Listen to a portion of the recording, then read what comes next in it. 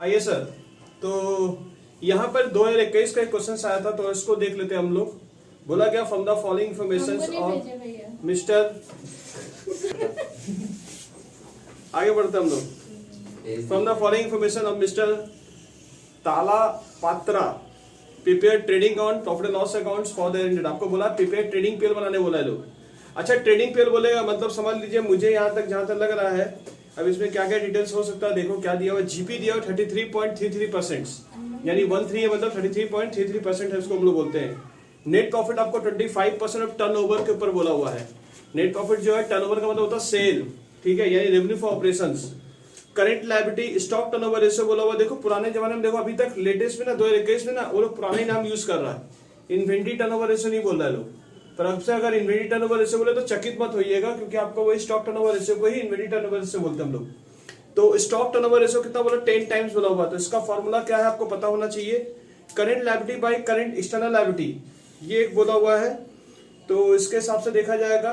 फिर capital external liability बोला 1/2 बोला हुआ है। फिक्स एड्स बोला हुआ 5/7, और आपका फिक्स एड दे दिया गया है आपका 40 लाख रुपए। क्लोजिंग स्टॉक बोला है 4,40,000 रुपए, which is 10% more than opening stock, यानी वो मोर देन ओपनिंग स्टॉक से ज्यादा है 4,40,000 रुपए। तो उसको कैसे निकालना वो आपको पता होना चाहिए। आपको ये लोग बोला ट्रेडिंग पीएल बना के दिखा देने के लिए। तो शुरू करेंगे हम लोग। आ जाओ सर, शुरू कर लीजिए। तो मैं क्वेश्चंस के थोड़े डिटेल्स ले रहा हूं बोर्ड पे, तो डिटेल्स में ले रहा हूं पहले क्वेश्चन पे। यहाँ पे देख लीजिए क्या बोला हुआ है। क्वेश्चन नंबर 10, आपको जीपी रेशियो कितना बोला पहले मुझे बताइए। और ये 2021 का ऑनर्स में आया था क्वेश्चन। जीपी रेशियो दिया हुआ 33.13%, यही बोला है। उसके बाद क्या बोला हुआ है, नेट प्रॉफिट आपको जो दिया हुआ है वो 25% ऑफ टर्नओवर, टर्नओवर बोला हुआ है। दूसरा current liability by external liability आपको दे दिया है। इससे पहले stock turnover ratio, sorry, stock turnover ratio, और स्टॉक को ही हम लोग क्या बोलते हैं, इन्वेंट्री टर्नओवर रेशियो। तो इन्वेंट्री टर्नओवर से कितना दिया हुआ, 10 टाइम्स दिया हुआ है। उसके बाद आपको करंट लायबिलिटी और एक्सटर्नल लायबिलिटी दिया हुआ। Current liability oblique external liability कितना दिया हुआ है, 1/4, ठीक है। दूसरा क्या दिया, फिक्स एसेट्स दिया हुआ है, closing stock, fix assets, closing capital, closing capital कितना दिया हुआ आपको, 5/4, 5/4। फिर आपको दिया हुआ है closing capital external liability, closing capital oblique external liability, external liability कितना दिया हुआ है, 1/2। फिर आपको दिया हुआ fix assets by current assets, fix assets by current assets दिया हुआ है आपको 5/7। और फिर आपको दिया हुआ फिक्स एसेट दिया हुआ है यहाँ पर ही 4,40,00,000 रुपए, 40 लाख रुपीज। क्लोजिंग स्टॉक यहाँ पे एक स्टार मार्किंग बोला गया। क्लोजिंग स्टॉक जो वैल्यू बता दिया इन्होंने, कितना बताया इन्होंने, 4,40,000 रुपए जो दिख रहा है वो is more than, is less than, यानी लेस देन 10% ओपनिंग स्टॉक, यानी इसका ओपनिंग स्टॉक 10% कम है ना, यही बोला ना। और आपको फाइंड बोला है ट्रेडिंग अकाउंट बनाने के लिए, ट्रेडिंग अकाउंट बनाने के लिए एंड पीएल अकाउंट बनाने के लिए। ये थोड़ा सॉल्व होने का बात था, सोचिए कैसे ये सॉल्व होगा। इतनी बड़ा क्वेश्चन दिया हुआ, आपको सोचना है, क्योंकि जितना सोचेंगे उतना ही निखर के आइएगा। प्रैक्टिस खुद पे करना है। ये मेरा दूसरा साल हो रहा है क्वेश्चन करने का, ठीक है। आइए मैं देख ले रहा हूं यहाँ पर जो बोला हुआ है, फिक्स एड का कनेक्शन कहाँ कहाँ, पहले मुझे बताओ फिक्स एड का कनेक्शन कहाँ कहाँ है। एक यहाँ है, एक यहाँ है ना। तो देखो मैं अब जुगाड़ करने बैठ रहा हूं, पहले मैं इसको पकड़ रहा हूं, fix assets by current assets, ठीक है।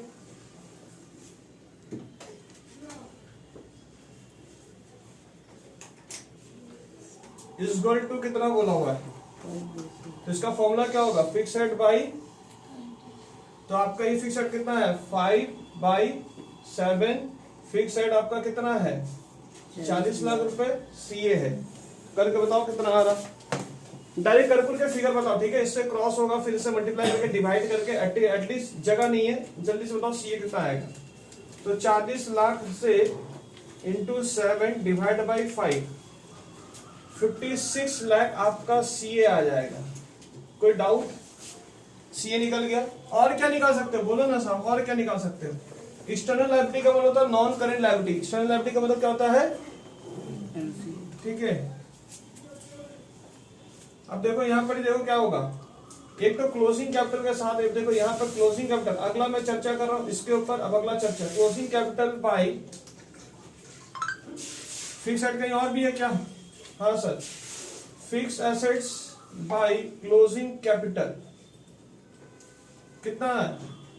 तो यहाँ पर फॉर्मूला क्या होगा, fix asset by closing capital, तो ये है आपका 5/4 इक्वल टू 40 लाख रुपए डिवाइड बाय क्लोजिंग कैपिटल। इसको भी क्रॉस करिए, क्रॉस करना फिर डिवाइड दे दीजिएगा। 40 lakh into 4 divide by 5,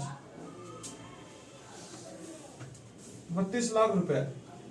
closing capital का जो आंसर आ रहा है वो 32 लाख रुपए आ रहे हैं। दूसरी बात, माने ये निकल चुका है, ये हो चुका है। अब क्लोजिंग कैपिटल से क्या निकलेगा, एक्सटर्नल लायबिलिटी निकालेंगे। ध्यान दीजिए, एक्सटर्नल लायबिलिटी निकल जाएगा। तो अगला जांच जो हो रहा मेरा, closing capital oblique external liability, तो इसका फॉर्मूला होगा closing capital divide by external liability, है ना। तो क्लोजिंग कैपिटल आपका ये कितना दिया हुआ था, 1/2 इक्वल टू क्लोजिंग कैपिटल आया था 32 लाख रुपए divide by external liability. Cross कर लो, 32 लाख डिवाइड बाय 2 करेंगे, एक्सटर्नल लायबिलिटी जो आ रहा आपका वो आ रहा 16 लाख रुपए। अब ये भी निकल गया है यहाँ से, अब करेंट लायबिलिटी भी निकल जाएगा। Current liability by external liability 1/4, मतलब इसका फॉर्मूला क्या है, current liability by external liability. तो आपका ये 1/4 equal to current liability external liability 16 lakh रुपए है।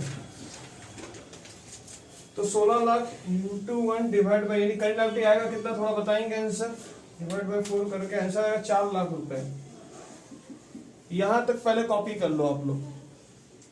कुछ पूछना है तो बड़ा सिंपल था कॉन्सेप्ट यार, इसमें क्या पूछना है। तो यहाँ अभी 4 मुख्य धारा पे बात अभी हुई है। हाँ किस में बोलो, तो ये क्रॉस करेंगे, ये क्रॉस करेंगे, 4CL होगा। अब फिर से करेंगे, ऊपर 64 होगा शायद। ये वाला था गड़बड़ हो गया क्या, ये गड़बड़ हो गया है। 32 लाख रुपए इंटू 2 हो गया, 64 लाख होगा। ये गड़बड़ा गया साहब। और जब ये गड़बड़ाएगा तो 64 लाख इधर भी गड़बड़ा जाएगा। और 64 लाख डिवाइड बाई 4 करेंगे, यहाँ 16 लाख रुपए आ रहा है। करेंट लायबिलिटी 16 लाख रुपए। यहाँ तक पहले कॉपी कर लो। अब सही है ना, सब सही दिख रहा, मान लो कॉपी। आगे बढ़े। अच्छा और क्या निकल सकता है, कुछ और निकाल पाओगे क्या? चलिए थोड़ा तलाशी ले इसका लेकर। इन्वेंटरी टर्नओवर रेशियो कैसे निकलेगा, एफएम थोड़ी देर बाद चालू होगा। इन्वेंटरी टर्नओवर रेशियो कैसे आएगा, थोड़ा बता पाएंगे? कॉस्ट ऑफ रेवेन्यू ऑपरेशन ना, डिवाइड बाय एवरेज इन्वेंटरी। इसमें आपको ये पता है 10 टाइम्स, अगर कुछ नहीं नीचे तो 1। ये भी क्वेश्चन मार्क, ये भी क्वेश्चन मार्क है। मैं इसके तलाश में जा रहा हूँ क्योंकि यहां से एक लूप दिया हुआ है, ये लूप इसके साथ जुड़ रहा है, ये इसके साथ जुड़ रहा है अगर देखा जाए तो। ठीक है सर, कैसे सर? एवरेज इन्वेंटरी कितना आता पहले मुझे बताओ। Opening stock plus closing stock, यानी opening inventory plus closing inventory divide by 2। तो इन्होंने बोला है कि आपका क्लोजिंग स्टॉक तो मैं दे दे रहा हूं 4,40,000 रुपए। अच्छा एक बात बताओ मुझे, ये क्या 10% ज्यादा है? ठीक है, क्या ये 10% ज्यादा है? मतलब क्या ये 110 के बराबर है? तो ओपनिंग स्टॉक 100 होगा तो वो 110 होगा, 10% मोर बोला हुआ है। तो मतलब मुझे अगर 100 का वैल्यू पता करना तो मैं इसके नीचे कितना का वैल्यू को पता है, तो आपका 100 का वैल्यू कितना होगा ये पता कर लो ओपनिंग स्टॉक। तो आपका opening stock 4,40,000 into 100 divide by 110, 4 lakh रुपया ओपनिंग स्टॉक आएगा आपका। तो ये हो गया आपका 4 लाख रुपया, ये हो गया, इसमें 10 में मानेंगे तो 4,40,000 होगा, डिवाइड बाई 2, 4,40,000 डिवाइड बाई 2 करेंगे तो आपका आंसर जो आ रहा है एवरेज इन्वेंट्री 4,20,000 रुपए आ रहा है, एवरेज इन्वेंट्री। अब इसका प्रयोग हम लोग कहाँ करेंगे, 4,20,000 रुपए प्रयोग यहाँ करेंगे, आपका COGS निकल जाएगा और इसी का दूसरा नाम है कॉस्ट ऑफ रेवेन्यू ऑपरेशंस। तो क्रॉस करेंगे अगर इंटू 10 करेंगे तो 42 लाख रुपया हो रहा है। तो आपका cost of revenue operations, operation कितना आ रहा है 42 लाख रुपए, कॉस्ट ऑफ रेवेन्यू ऑपरेशन। ठीक है, 42 लाख रुपए गिर रहा आपका, 42 lakhs। तो एक ये अच्छी बात थी जो समझने लायक थी। अच्छा क्या क्या निकल गया, ये निकल गया ना, नेट प्रॉफिट टर्नओवर का बोला हुआ है 25% टर्नओवर। टर्नओवर मतलब सेल्स, यानी रेवेन्यू फॉर ऑपरेशन के ऊपर बोला मानने के लिए। मैं थोड़ा मिटा रहा हूं, मैं सिर्फ इसी प्रक्रिया को जिंदा रख रहा हूं, बाकी मुझे इसकी आवश्यकता नहीं है, क्योंकि मुझे ट्रेडिंग पीरियड बनाना है तो मुझे परचेज चाहिए, मुझे सेल चाहिए, मुझे सब कुछ चाहिए। ठीक है, तो मैं इस प्रक्रिया को मिटा रहा हूं, मेरा काम यहां से वहां हो गया है।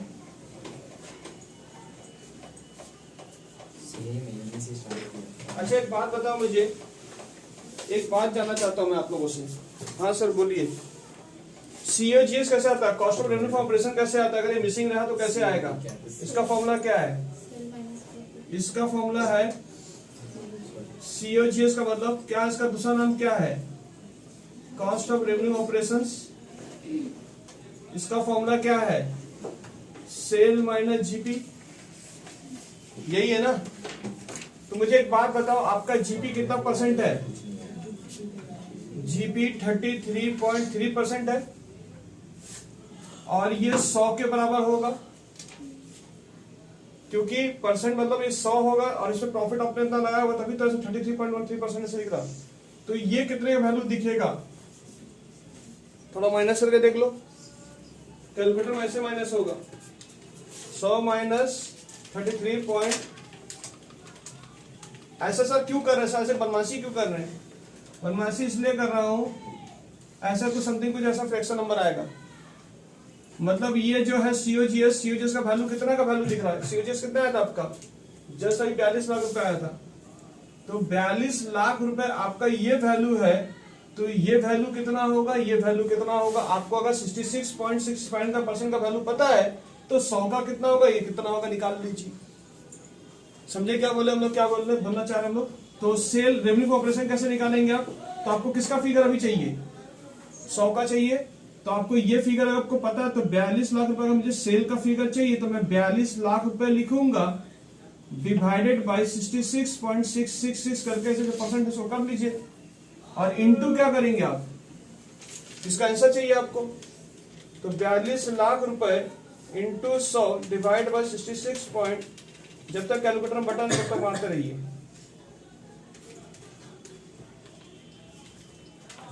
तो आपका आ रहा 63 लाख समथिंग कुछ आ रहा ना, 63 लाख आ रहा, 62,99,999 बोल डालो। तो आपका सेल कितना आया? 63 लाख का सेल है, तो जीपी ऑटोमेटिक पता चल जाएगा। तो सेल माइनस अब जीपी कर लो, आपको पता चल जाएगा आपका कितना है। तो सेल आपका COGS अगर निकाल जीपी पता करना तो जीपी कितना पता करेंगे आप? सेल माइनस क्या कर देंगे आप? सेल माइनस COGS कर लो।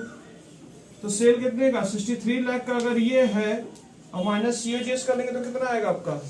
63 लाख का आपका है, 42 लाख का आपने किया है, तो आपका 42 लाख का है, तो आपका जीपी जो आ रहा है वो 21 लाख रुपए का आ रहा है। अब हमारा काम बन चुका है।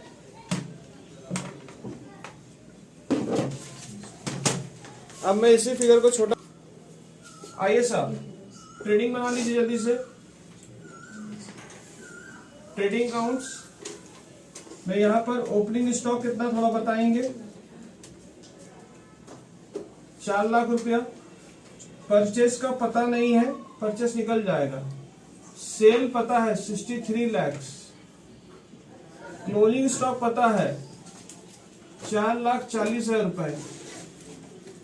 जीपी पता है आपको सरकार 21 लाख का। तो डिफरेंस क्या आएगा, बैलेंस शीट क्या आएगा, परचेस 63 लाख प्लस 4,40,000 रुपए, 67,40,000 माइनस 25 लाख रुपए कर देते हैं हम लोग। 42,40,000 रुपए जीपी परचेस।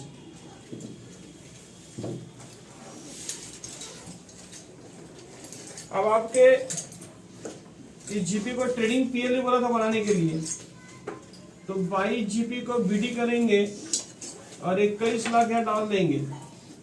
नेट प्रॉफिट उन्होंने बोला है 25% of turnover, 25% of turnover net profit. तो नेट प्रॉफिट आपका 63 लाख रुपीस है, इंटू 25% मारेंगे 15,75,000 रुपए। और ये जो खर्चा होगा इनडायरेक्ट एक्सपेंसेस होगा आपका, जो सैलरी फैलरी होगा, कोई खर्चा वगैरह होगा, क्योंकि आपका ये है और ये है। तो इससे मैं 21 लाख रुपए माइनस कर दे रहा हूँ, 5,25,000 रुपए that is called indirect expenses. ये आपके सबसे आंसर आ रहे हैं पीएल। बैलेंस शीट बनाना चाहते हैं तो आप बैलेंस शीट भी आपका बन जाएगा। मैं बैलेंस शीट की धारणा यहाँ बना दे रहा हूँ। ये देखो साहब, बैलेंस शीट्स आपका फिक्स एसेट्स दे दिया गया था 40 लाख रुपया। फिक्स एसेट दे दिया गया 40 लाख रुपया। करेंट एसेट्स फिक्स एसेट दे दिया गया था ना 40 लाख रुपया, समथिंग में दिया गया था 40 लाख रुपए। करेंट एसेट्स आपने ऊपर ही निकाला था 56 लाख रुपीस, 56 लाख रुपीस। 96 लाख से आपका टोटल ये होना चाहिए। आपका कैपिटल बैलेंस शायद 32 लाख का दिख रहा है। क्लोजिंग कैपिटल का मतलब होता है उसमें नेट प्रॉफिट ऑलरेडी इंक्लूसिव है, नॉन एक्सक्लूडिंग। गिर जाओ। अब एक्सटर्नल लायबिलिटी का मतलब होता है जिसमें नॉन करेंट लायबिलिटी और करेंट लायबिलिटी दोनों मिश्रण होकर उसे एक्सटर्नल लायबिलिटी का नाम दिया गया है। तो आपका अगर करेंट लायबिलिटी आपको पता है, आपको एक्सटर्नल लायबिलिटी पता है, तो आप इसमें से non current liability, current liability total मिला के 64 लाख है, जिसमें से करेंट लायबिलिटी आपके ये दिख रहे। तो 64 लाख रुपए में से आप 16 लाख रुपए निकाल दीजिए, 48 लाख रुपए आपके निकल के आ गए ये, और 16 लाख का निकल के आ गया ये। This is called external liability.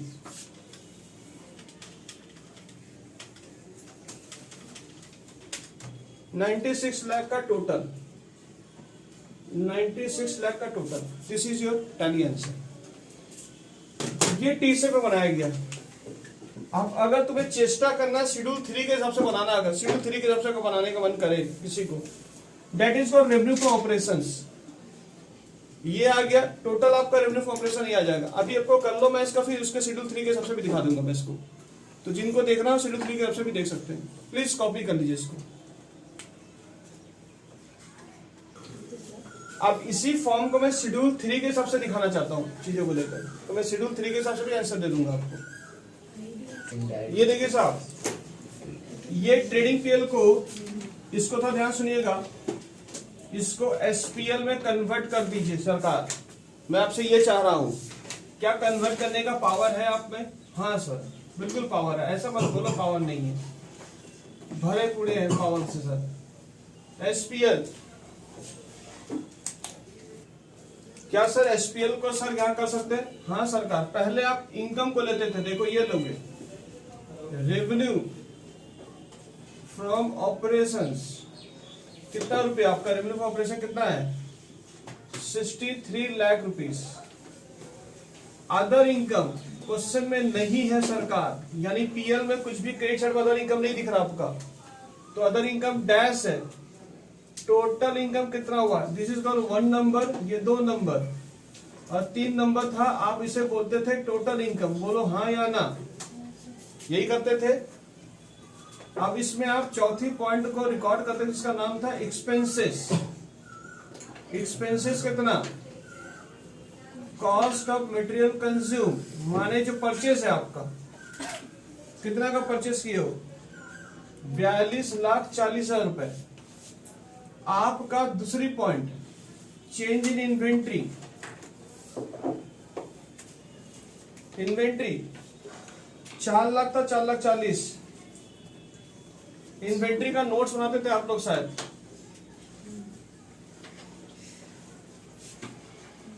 क्या लिखते थे, ओपनिंग स्टॉक 4 लाख रुपए का दिख रहा है, क्लोजिंग स्टॉक आपका कितना दिख रहा है, 4,40,000।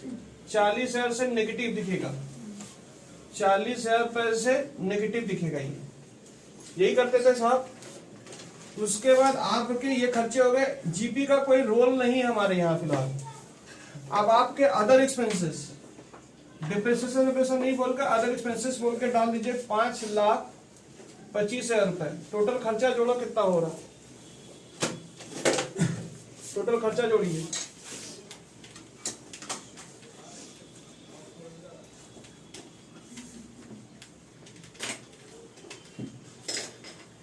$47,25,000। थोड़ा माइनस करके देखिए क्या आ रहा, 15,75,000 रुपए आपका आ गया।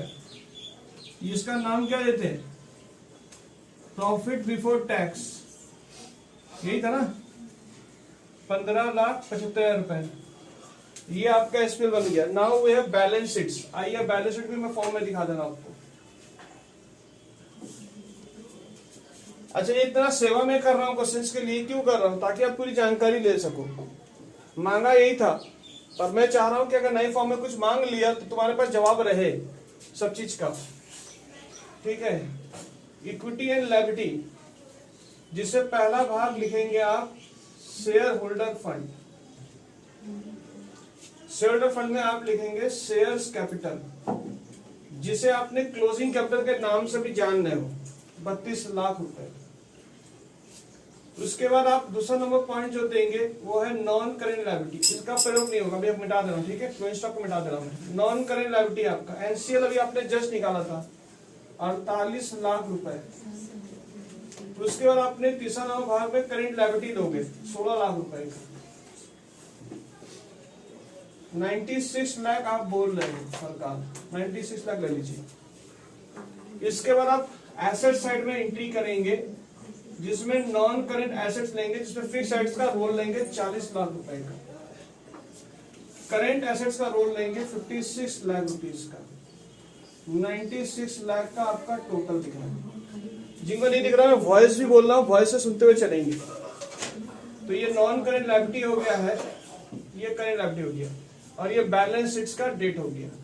चलिए sir, thank you, bye bye, see you.